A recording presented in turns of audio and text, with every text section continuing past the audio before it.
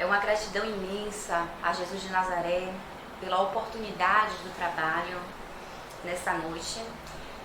E nós, nesse momento, gostaríamos de acolher a todos, e especialmente aqueles necessitados, os que estão partindo do planeta Terra nesse momento, aos familiares dos que estão desencarnando, que eles sejam assistidos e acolhidos pela espiritualidade e que a gente possa receber as vibrações de paz, de luz e de amor em nossas casas, assim seja.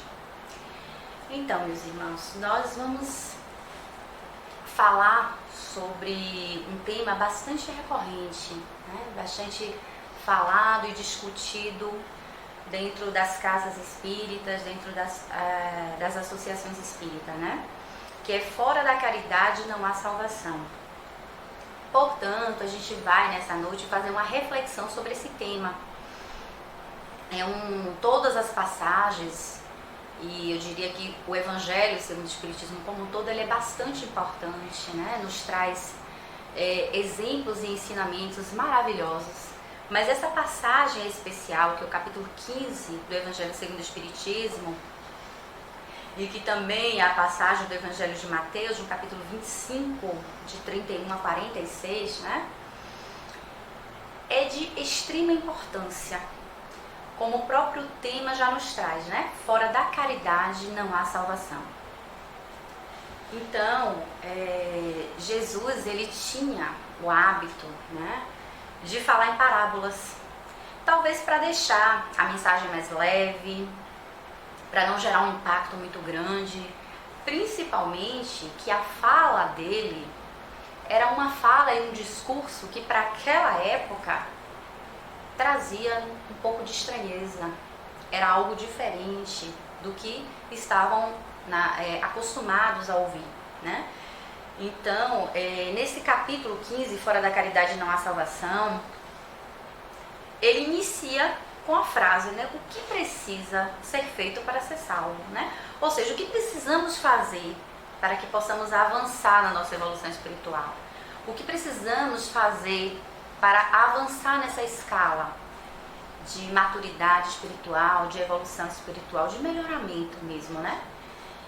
E aí ele inicia, né, o capítulo dizendo o seguinte: ora, quando o Filho do Homem vier em sua majestade, acompanhado de todos os anjos, sentar-se-á no trono de sua glória, reunidos diante dele todas as nações, e separará uns dos outros, como o pastor separa dos bodes as ovelhas, e colocará as ovelhas à sua direita e os bodes à sua esquerda.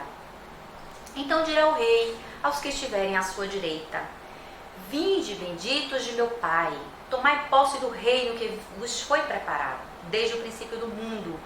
Porquanto eu tive fome e me deste de comer, tive sede e me deste de beber, careci de teto e me hospedaste, estive nu e me vestiste, achei-me doente e me visitaste, estive preso e me foste ver. Então responde os justos: Senhor, mas quando foi que te vimos com fome e te demos de comer, ou com sede e te demos de beber? Quando foi que te vimos sem teto e te hospedamos, ou despido e te vestimos? E quando foi que te soubemos doentes ou preso e fomos visitar-te? O rei lhe responderá: em verdade vos digo que todas as vezes que isso fizeste a um destes mais pequeninos dos meus irmãos, foi a mim mesmo que o fizestes. Então, vamos lembrar, quando ele fala dessa separação, né? Que quando o Filho do Homem vier em sua majestade, que separará como um bom pastor separa os bodes das ovelhas, a gente relembrando lá a fala de Kardec no livro da Gênese, ele nos traz da necessidade, né, de que em tempos o planeta passa o que a gente poderia trazer aqui como uma espécie de juízo final, ou sei lá, final de um ciclo, final de uma trajetória, né? E que isso é importante para que possamos transitar, né? De um período para outro, para a gente passar uma fase, para mudar um ciclo. E a gente ouvia há um tempo atrás, há muito tempo, né? Se falar da transição planetária, né? nós tivemos, e aí nesse momento a gente entende o que seria essa transição planetária. Nós tivemos oportunidades de reencarnar várias vezes, em diversas condições, em diversos momentos diferentes. Tivemos oportunidades para vivenciar, aprender, evoluir. E chega um momento em que se faz necessário mudarmos de posição. Talvez de ambiente, né? Como o próprio Jesus dizia, há muitas moradas na casa do meu Pai. Então a gente, nesse momento aqui, onde nessa parábola onde Jesus nos diz, né, que faz a separação como um bom pastor, a gente pode entender que em tempos, o que nos trazia o Kardec, a gente precisa de fazer essas mudanças. Talvez eu estou aqui nessa condição, desenvolvendo esse trabalho, mas eu preciso nesse momento avançar, estar em um outro ambiente, em um outro espaço, mudar realmente, né, a circunstância da minha vida espiritual naquele momento.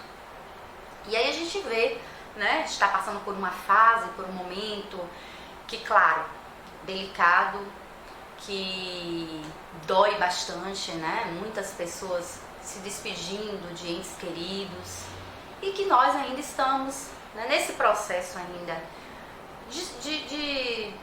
talvez de muito longe ainda do processo de uma evolução a ponto de não sofrer a perda dos entes queridos. Isso ainda nos assusta, para algumas pessoas mais do que para outros, né? Mas ainda é uma situação desconfortável. Mas o que a gente precisa entender é que a assistência tem. E que essas pessoas que estão partindo nesse momento, eles precisaram fazer uma transição, uma mudança, por uma necessidade, por um propósito maior, que talvez a gente não tenha a noção, a percepção, o entendimento da causa real, mas que existe um propósito divino para aquilo, né? E aí, quando Jesus ele fala, e aí Jesus continua a falar, né? Que quando ele diz o seguinte: eu tive fome, me deste de comer, eu tive sede, me deste de beber. Ele está querendo dizer com essa fala o seguinte: pratique a caridade, ajude o teu próximo, ajude a quem precisa, a quem necessita, né? E essa é a condição para obtermos a salvação, né? Então ele quis dizer o seguinte: pratique o bem, que quando a gente pratica o bem retorna. E aí dirá em seguida também os que estiverem à sua esquerda: afastai-vos de mim, malditos, ide para o fogo eterno, que foi preparado para o diabo e seus anjos.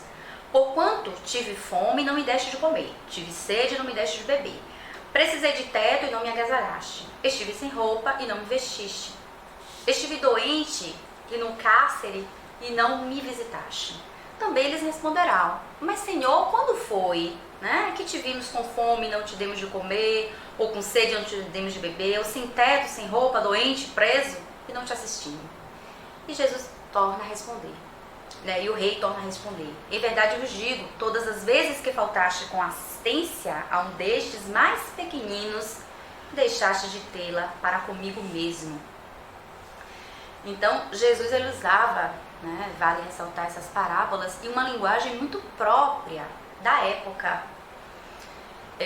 Quando ele diz, por exemplo, né, que faz a separação e apartar-me daqui, a questão, nós espíritas sabemos que o inferno é uma condição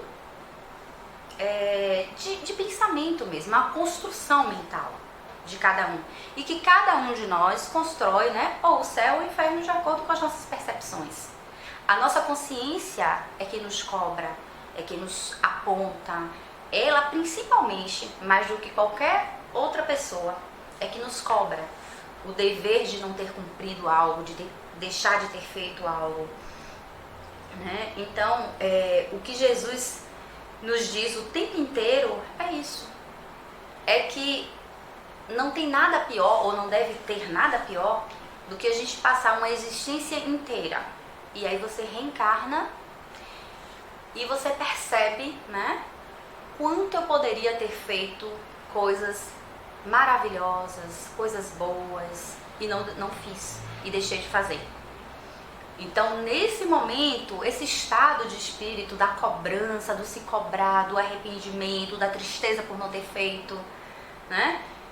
Então, assim, entenda que nesse momento, Jesus, ele quis dizer o seguinte: faça o bem, porque quando você desencarnar, né, quando chegar o momento da sua mudança, que for para o plano espiritual, a gente vai olhar para trás e dizer assim, como valeu a pena todo o bem que eu fiz. É como se, quando a gente faz uma viagem, eu vou fazer uma viagem, na minha mala eu vou colocar dentro dela tudo aquilo que vai servir para mim, para o lugar para onde eu vou. Quando a gente desencarna, o que eu preciso ter na mala são todas as coisas boas que eu fiz. Isso vai comigo, isso eu vou carregar. Da mesma forma como se eu estou aqui hoje na condição de encarnada e vou fazer uma viagem para um lugar muito frio. Então eu vou colocar na mala roupas apropriadas para o ambiente. Então quando a gente faz uma viagem, a gente primeiro pesquisa o ambiente, as condições, o clima, o que eu vou precisar para me ambientar lá, né? Então não deve ser fácil para o espírito reencarnar e se perguntar e se perceber o bem que eu deveria ter feito que eu não fiz. Então, nessa condição, é isso que Jesus ele quer dizer, né? Quando Jesus está falando, levanta então um doutor da lei, né? Doutor da lei são aquelas pessoas que entendem, que eram entendidas, entendam como uma pessoa que entendia de legislação na época, um jurista, alguém que conseguia interpretar o que estava escrito, né? E aí ele, para tentar Jesus, para desestabilizar talvez ele, né? Então ele pergunta para ele o seguinte: mestre, o que preciso fazer para possuir a vida eterna? Então Jesus responde: o que está escrito na lei, né? O que você lê nela? E ele respondeu: amarás o Senhor teu Deus de todo o teu coração, de toda a tua alma, de todas as tuas forças, de todo o teu espírito, e ao próximo como a ti mesmo. Então disse-lhe Jesus: respondeste muito bem, faz isto e viverás. Mas o homem ainda não se deu por satisfeito, pergunta então a Jesus: quem é o meu próximo? E aí Jesus responde com a parábola do bom samaritano. Ele sempre falando em parábola, né? E ele disse que um homem descia de Jerusalém para Jericó e caiu em poder de ladrões, que o despojaram, cobriram de ferimentos e se foram, deixando-o semi-morto. Aconteceu que em seguida havia um sacerdote descendo pelo mesmo caminho, o viu e passou adiante. Também, da mesma forma, um levita que também veio àquele lugar, tendo observado, passou igualmente adiante. Mas um samaritano que viajava, chegando ao lugar onde jazia aquele homem e tendo visto, foi tocado de compaixão. Então aproximou-se dele, deitou-se óleo e vinho nas feridas e aí pensou. Pondo no seu cavalo, levou até uma hospedaria e cuidou dele. No dia seguinte tirou 2 denários e os deu ao hospedeiro dizendo: trata muito bem deste homem e tudo o que dependeres a mais eu te pagarei quando regressar. Observe, gente, que nessa parábola, né, Jesus, ele coloca o samaritano, né, como um homem bom, como um herói da história. Imagine a coragem de Jesus, o desprendimento dessa fala. Ele, um homem simples, filho de um carpinteiro, que estava no meio de pessoas que estavam ali avaliando, subjugando, onde ele trazia informações que na época, a fala dele era muito contrária ao que aquele povo estava acostumado, né? E o samaritano, ele não era bem visto, né, pelos judeus, porque ele não comulgava dos mesmos ideais, ele não seguia as mesmas escrituras, então ele não era bem visto. E aí ele vai e coloca ele em evidência. Por quê? Porque passa um sacerdote, mas ele tinha coisa mais importante, daí ele passa, olhe bem, um sacerdote, alguém que tinha conhecimento, né? Um palestrante da casa espírita, um representante aí de uma religião, uma pessoa que entende, que estuda a Bíblia, que devia dar exemplo. Aí passa o levita também, que é como se fosse uma espécie do coroinha ali do sacerdote. Da mesma forma, não tinha tempo. E quem foi tocado de compaixão? O samaritano. E o mais importante é que nessa parábola, Jesus ainda diz o seguinte, que este homem, ele estava, o despojaram dele, ele estava sem as vestes. Então eu não tinha nem como saber a característica de que povo ele pertencia. Porque muitas vezes as pessoas acreditam que precisa fazer caridade apenas e que o próximo é aquele próximo que eu conheço, aquele próximo que é meu vizinho, aquele próximo que é meu povo, que é do meu país, que é meu amigo. E Jesus nessa parábola, ele amarra tão bem para nos dizer que a gente precisa fazer o bem, independente de quem seja, que ele diz o seguinte, olha, esse homem estava sem vestes, né? Ou ele estava desfigurado, bateram tanto nele que estava descaracterizado. Mas o samaritano, ao ajudar ele não olhou. Ele não quis saber quem era aquele homem, a que etnia pertencia, a que povo pertencia, se era alguém próximo a ele ou não, se era alguém que comungava dos mesmos ideais que ele ou não. Ele simplesmente praticou a caridade, né? E aí, Jesus volta e pergunta, né? Qual desses três te parece ter sido o próximo daquele que caíra em poder dos ladrões? E aí o doutor da lei, ele responde, né? Aquele que usou de misericórdia para com ele. Observe que ele nem fala a palavra samaritano, ele diz aquele, né? Então, Jesus responde o seguinte, então vai e faz o mesmo. Então, com isso, Jesus ele está nos dizendo o seguinte, faça o bem, independente de quem seja a pessoa. Quando a gente vai também para o conceito, né, de caridade no dicionário, está lá dizendo o seguinte, disposição para ajudar o próximo, tendência natural para auxiliar alguém que está numa situação desfavorável, benevolência e piedade. Kardec, também lá no Livro dos Espíritos, na questão 886, né, ele pergunta qual o verdadeiro sentido da palavra caridade e como entendia Jesus. Aí tem lá a resposta, benevolência para com todos, indulgência para as imperfeições dos outros e perdão das ofensas. O amor e a caridade são complemento da justiça, pois amor ao próximo é fazer-lhe todo o bem que nos seja possível e que desejamos que nos fosse feito. Tal o sentido dessas palavras de Jesus, amai-vos uns aos outros como irmãos. Então, observe que nessa fala, nesse conceito, ele traz um conceito de caridade, né, muito próximo do que o que Jesus apresenta nessa parábola, nessa passagem bíblica, né? A caridade beneficente, benevolente, ou seja, ser bom para com todos, ser indulgente, ser clemente, ter clemência, dar um desconto aí nas imperfeições dos nossos irmãos, dar um desconto para aquela pessoa que a gente não comunga dos mesmos ideais, ou que não concordamos com os seus atos, né? Entender que cada um tem um processo, tem um momento, e que ele está naquele momento, o momento espiritual, a fase de maturidade daquela pessoa é aquele momento, né? Ter clemência não é apoiar o erro, é simplesmente educar, orientar, mostrar que ele está errado, mas não ser tão rígido ou simplesmente, né, acolher sem julgar.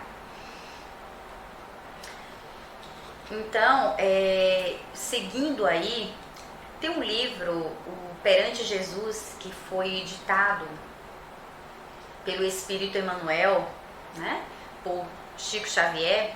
Lá no capítulo 65, ele tem como título Remuneração Espiritual. Quando o trabalho, no entanto, se transforma em prazer de servir, surge o ponto mais importante da remuneração espiritual. Toda vez que a justiça divina nos procura no endereço exato para a execução das sentenças, que lavramos contra nós próprios, segundo as leis de causa e efeito, se nos encontra em serviço ao próximo, manda divina misericórdia para execução, seja suspensa por tempo indeterminado. E quando ocorre em momento oportuno o nosso contato indispensável com o mecanismo da justiça terrena, eis que a influência de todos aqueles a quem porventura tenhamos prestado algum benefício aparece em nosso auxílio, já que semelhantes companheiros se convertem espontaneamente em advogados naturais da nossa causa, amenizando as penalidades em que estejamos incursos, ou suprindo de todo, se já tivemos resgatado no amor aquilo que devíamos em provação ou sofrimento, para a retificação e tranquilidade de nós mesmos. Então, o que a gente pode refletir nessa passagem do livro Perante a Jesus é o seguinte: que nós, né, aqui no mundo, no planeta Terra, trabalhamos, temos as nossas atribuições, as nossas atividades, né, e a gente tem a remuneração financeira. E que isso é importante, né? Isso é necessário para a nossa subsistência, para a nossa vida. E aí, Emmanuel, ele traz o seguinte, que a caridade, quando se pratica a caridade, a gente também acumula, né? Benefício, bônus, horas, vamos dizer assim. É como se fosse o pagamento em torno, só que em benefício, em coisas boas. O bem que se faz retorna pra gente. E que aquelas pessoas pelas quais a gente ajuda, ele torna advogado nosso. Olha que coisa boa, né? No momento lá que a vida, que a lei de causa e efeito, ela bate na nossa porta, olha, vim aqui agora prestar conta de tudo que você fez, vamos ver aí o que você fez, qual foi o bem que você praticou.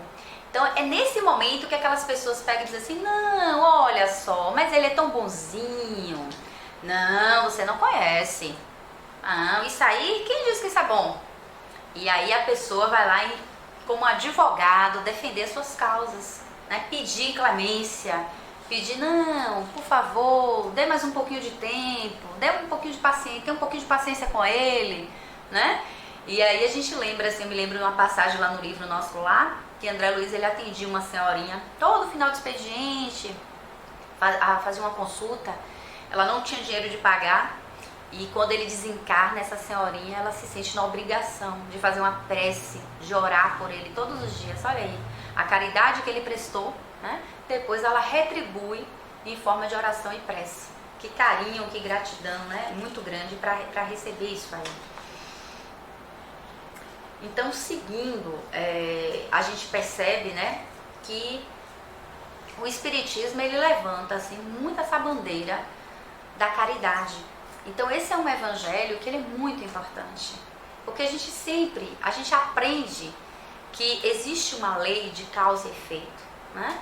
E que tudo que se planta, a gente obrigatoriamente vai ter que colher aquilo que nós plantamos.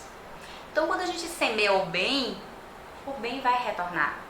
E observe que todas as atividades e todo o trabalho da Casa Espírita, ele é um trabalho de doação, de caridade, de entrega, né? Desde as campanhas que tem de entregas de cestas básicas, aos estudos, o palestrante espírita, ele não recebe nenhuma remuneração financeira por isso, né? Os benefícios a gente entende que são, né, muito mais grandiosos e valiosos do que isso. É como esse livro de Chico Xavier, ele traz essa mensagem, né? Ele traz no livro Perante Jesus. A gente recebe uma remuneração espiritual, é um retorno espiritual. Quantas outras religiões aí, os representantes de templos, né, religiosos aí, eles recebem salário por isso, recebem uma remuneração financeira. E não é profissão. Você nunca vai ver nenhum centro espírita dizendo o seguinte: qual é a sua profissão? Eu sou doutrinador, eu sou palestrante espírita, né? Então assim, a gente faz por uma doação, por um momento de entender que a gente está ajudando, que é um momento de caridade, né? Então é a máxima do Espiritismo, a gente entender que eu preciso fazer o bem para que esse bem ele retorne para mim, e que o maior beneficiado é a pessoa que as pratica. Mesmo que seja, né, uma coisa que às vezes a gente acha assim, nossa, mas é tão insignificante isso que eu estou fazendo. Não precisa ser grandes feitos. Tem pessoas que acham que para fazer caridade eu preciso fazer uma coisa muito grande, abrir um orfanato ou uma casa de acolhimento para idosos. E tem pessoas que dizem assim, nossa, eu queria ter tanto dinheiro para ajudar as pessoas. Mas a gente ajuda como a gente pode ajudar e da forma que a gente pode ajudar, sem se cobrar tanto. Da forma que a gente consegue fazer, dentro das nossas limitações, dentro das nossas fraquezas, dentro das nossas fragilidades, mas a gente vai ajudando assim mesmo. O importante é se fazer o bem. Lá no livro também, O Viajor, Emmanuel nos traz, né, novamente um poema lindíssimo quando ele diz que caridade é sobretudo amizade. Para o faminto é um prato de sopa fraterna, para o triste é uma palavra consoladora. Para o mal é a paciência com que compete auxiliar. Para o desesperado é o auxílio do coração. Para o ignorante é o ensino despretensioso. Para o ingrato é o esquecimento. Para o enfermo é a visita pessoal. Para o estudante é o concurso no aprendizado. Para a criança é a proteção construtiva. Para o velho é o braço irmão. Para o inimigo é o silêncio. Para o amigo é o estímulo. Para o transviado é o entendimento. Para o orgulhoso é a humildade. Para o cólero é a calma. Para o preguiçoso é o trabalho, para o impulsivo é a serenidade, para o leviano é a tolerância.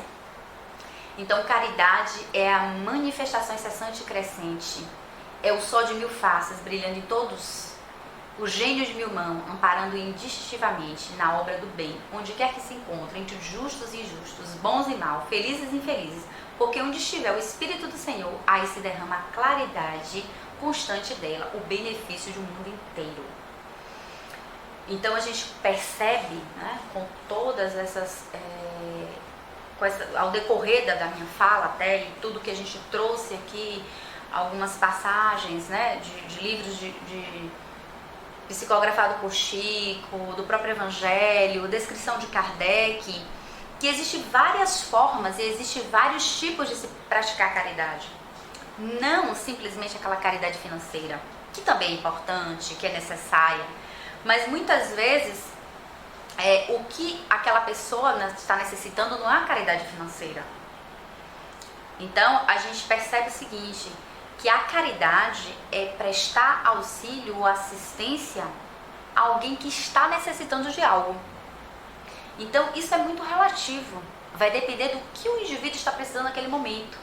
Se ele está precisando de atenção, de que alguém desprenda tempo para ouvir, para acolher, para escutar, né? E como é difícil a gente escutar, como é difícil a gente saber ouvir, guardar com atenção e ter o cuidado e o carinho, porque a pessoa está abrindo o seu coração, abrindo a sua alma, colocando para fora até algumas feridas, aquela lágrima secreta que ela não gostaria nem de abrir, que gostaria de esconder, que não tem coragem ainda para falar, né? Então a gente pode e deve e a gente consegue ajudar o próximo de várias formas. O trabalho mediúnico, as preces, as orações, as vibrações de pensamentos positivos. A gente tem inúmeras formas de praticar a caridade. As irradiações, os acolhimentos com palavras, com conselhos, com apoio, muitas vezes sem falar nada, só o simples fato da pessoa entender que você está ali e que você está dando apoio. Porque se a gente não tem, ou se você não consegue falar algo para ajudar, então é melhor que nem fale, né? Isso também é uma caridade.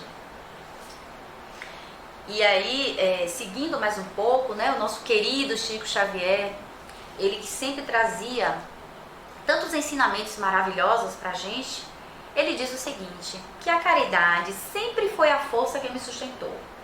Tudo sempre valeu a pena por causa dela. Quando eu ficava muito aborrecido comigo mesmo, com as minhas imperfeições e erros, procurava a periferia da cidade, visitava as favelas e sempre encontrei na prática do bem a mensagem de consolação e o conforto espiritual que me achava carente. E eu pensava comigo, meu Deus, minha vida não é tão inútil assim. As pessoas se alegravam com a minha presença e eu me sentava com elas e aí ficávamos longos minutos conversando. Éramos iguais. Ali eu pensava em muitas coisas. Aqueles irmãos e irmãs ignoravam o meu mundo, as lutas, as críticas que recebia, as calúnias, os ataques da imprensa, a incompreensão dos companheiros e voltava refeito para casa. Trocava um pedaço de pão por energia para o dia seguinte. O sorriso daquela gente me acompanhava e aquelas senhoras pobres me abençoavam. E aí Chico ainda termina, falando o seguinte, que o médium que vive distância da vivência da caridade, ele não possui retaguarda. Imagina, né? E nessa passagem, nessa fala do Chico, ele diz o seguinte, que o beneficiado aí, aquelas pessoas ali ficavam felizes com a presença dele, agradecia muito o que ele fazia por elas, mas elas não tinham noção, talvez, do bem enorme que fazia para ele. E assim, quando a gente pode ajudar, é como o próprio Chico relata aqui nessa fala, né? O prazer de se sentir útil, de ajudar alguém, de ajudar a confortar um pouco, a aliviar a dor do outro. Então isso é muito bom. E é uma sementinha, a gente vai estimulando isso, e aí o desejo só vai crescendo em ajudar. E que muitas vezes algo que a gente faz que é imperceptível para nós, que a gente não tem noção do bem que a gente fez, mas que para a pessoa que recebeu é algo grandioso. E aí, Paulo, lá no 1 Coríntios, ele também fala que ainda que eu falasse a língua dos homens e dos anjos e não tivesse amor, seria como metal, que soa ou como sino que tine. Ainda que tivesse o dom da profecia e conhecesse todos os mistérios e toda a ciência, e ainda que tivesse toda a fé, de maneira tal que transportasse os montes, e não tivesse amor, nada seria. Ainda que distribuísse toda a minha fortuna para o sustento dos pobres, e ainda que entregasse o meu corpo para ser queimado, e não tivesse amor, nada disso me aproveitaria. O amor ele é sofredor, ele é benigno, o amor não é invejoso, o amor não trata de leviandade, não se enobrece, não se porta com indecência, não busca os interesses, não se irrita, não suspeita mal, não folga com injustiça, mas folga com a verdade. Tudo sofre, tudo crê, tudo espera e tudo suporta. Mais uma vez, nessa fala, ele está dizendo o seguinte, que o amor, na essência, é mais importante do que tudo. Imagine, sabe o que é você falar? A língua dos anjos, como ele diz. Ainda que eu falasse a língua dos homens, dos anjos, Não é nem dos homens, é dos anjos. E dos homens também. Sem amor, isso seria nada. E o engraçado é que ele coloca aqui o seguinte, mesmo que eu vendesse, que eu distribuísse, todo o meu dinheiro e distribuísse com os pobres, sem amor nada seria. Por quê? Porque a caridade, ela tem que vir também com o ato de amor, de ser solidário com a dor do outro. Porque simplesmente não adianta você pegar e dizer assim, eu vou fazer uma caridadezinha aqui, vou tirar aqui um dinheiro que não me faz falta e vou doar. Não. A caridade tem que ter aquela dose do amor, do carinho, do acolhimento. É por isso que quando a gente distribui aqui as cestas básicas, aqui no centro, é sempre regado, da entrega, do acolhimento, do evangelho, porque tem que ter essa dose do amor. A gente tem que mobilizar esse sentimento, mesmo que a gente ainda esteja naquela condição ainda muito precária. A gente ainda ame daquela forma, ainda que precisa ainda de uma maturação muito grande para chegar àquele amor que Jesus nos ensinou. Mas a gente está praticando e fazendo da forma como a gente consegue. E Chico, ele diz o seguinte, que se Allan Kardec tivesse escrito que fora do espiritismo não há salvação, ele teria ido para outro caminho. E ele diz que graças a Deus ele escreveu que fora da caridade, ou seja, fora do amor, não há salvação. Porque o amor é a essência de tudo. É o mandamento que Jesus nos ensinou. Jesus, ele foi a própria personificação do amor. Ele nos deu exemplo, ele foi exemplo de amor por nós. Ele nos ensinou isso a todo momento. Ele estava sempre presente daqueles que mais necessitavam. Ele estava sempre presente daquelas pessoas que eram excluídos, que eram marginalizados, que eram discriminados pela sociedade, que não era visto com bons olhos, que não eram bem aceitos. E ele nos mostra o seguinte, são essas pessoas que estão precisando de um acolhimento fraterno. São essas pessoas que precisam da nossa oração, do nosso amor, do nosso acolhimento, do nosso entendimento, da nossa assistência. Esses são nossos irmãos também. Esses são os nossos próximos, são o próximo, né? Quando o doutor Daley pergunta lá, e quem é meu próximo? O nosso próximo é aquele que precisa, aquele que necessita de algum tipo de auxílio, seja espiritual, seja um auxílio material, que necessite de ajuda, né? A caridade, ela é assim entendida por algo que eu posso fazer por alguém, independente do que seja. É uma doação, é fazer o amor se movimentar, né? E aí a gente vai encerrando a fala, deixando essa reflexão, a importância que a gente tem de fazer a caridade. O que eu tenho feito? Quando Jesus diz, né, ou essa passagem nos traz, que fora da caridade não há salvação. O que eu preciso fazer? O que eu já fiz até hoje e qual a minha contribuição? O que eu posso dar? O que eu posso contribuir? Qual auxílio que eu posso dar? Porque sempre tem o que oferecer, sempre tem o que eu ajudar. A pergunta é se eu estou, né, à disposição para o serviço, se eu quero me colocar à disposição, né? Quando o trabalhador está pronto, o trabalho sempre aparece.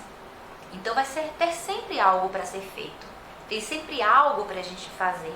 E a gente tem que dar exemplo, a gente precisa aproximar o que está na teoria da prática.